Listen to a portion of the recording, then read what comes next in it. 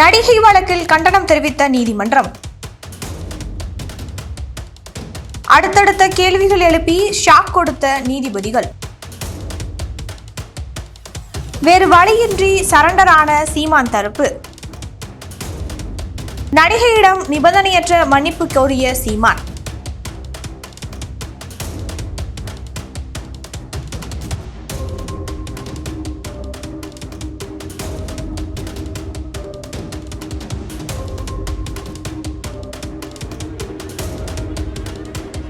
கடந்த ஆண்டு மார்ச் மாதம் நாம் தமிழர் கட்சியின் ஒருங்கிணைப்பாளர் சீமான் மீது நடிகை விஜயலட்சுமி பாலியல் புகார் அளித்திருந்தது தமிழ்நாட்டில் பரபரப்பை ஏற்படுத்தியிருந்தது. திருமணம் செய்வதாக பொய் வாக்குறுதி அளித்து தன்னை உடல் ரீதியாகவும் மன ரீதியாகவும் சீமான் ஏமாற்றியதாக நடிகை விஜயலட்சுமி குற்றம் சாட்டியிருந்தார். அவரது புகாரின் அடிப்படையில் பாலியல் துன்புறுத்தல் வழக்கு பதிவு செய்யப்பட்டு விசாரணை தொடங்கியது. இந்த வழக்கின் விசாரணையானது தற்போது உச்சநீதிமன்றத்தில் நடைபெற்று வந்த நிலையில் இதையடுத்து விஜயலட்சுமி தரப்பு மன்னிப்பு கூறியதை அடுத்து கடந்த வாரம் வழக்கு விசாரணையில் நாம் தமிழர் கட்சியின் ஒருங்கிணைப்பாளர் சீமான் நடிகை விஜயலட்சுமியிடம் மன்னிப்பு கேட்க வேண்டும், இல்லையென்றால் அவரை கைது செய்ய தற்போது விதிக்கப்பட்டுள்ள தடை நீக்கப்படும் என்று உச்சநீதிமன்றம் காட்டமாக கூறியது.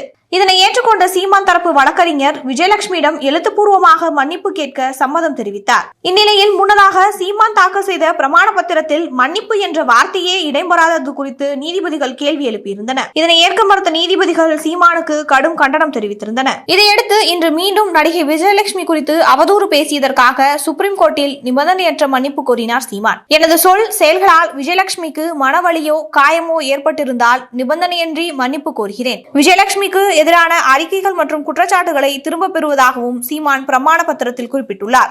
அதேபோல் நடிகை விஜயலட்சுமி தரப்பிலும் மன்னிப்பு கோரப்பட்டுள்ளது. சீமான் மற்றும் விஜயலட்சுமி பரஸ்பர மன்னிப்பை ஏற்று வழக்கு முடித்து வைக்கப்பட்டுள்ளது. இரு தரப்பும் எந்த ஒரு வழக்கையும் இதற்கு மேல் எடுத்து செல்ல விரும்பவில்லை எனவும் சீமானுக்கு எதிரான தனது புகாரை திரும்ப பெறுவதாகவும் உச்சநீதிமன்றத்தில் விஜயலட்சுமி தரப்பில் தெரிவிக்கப்பட்டுள்ளது.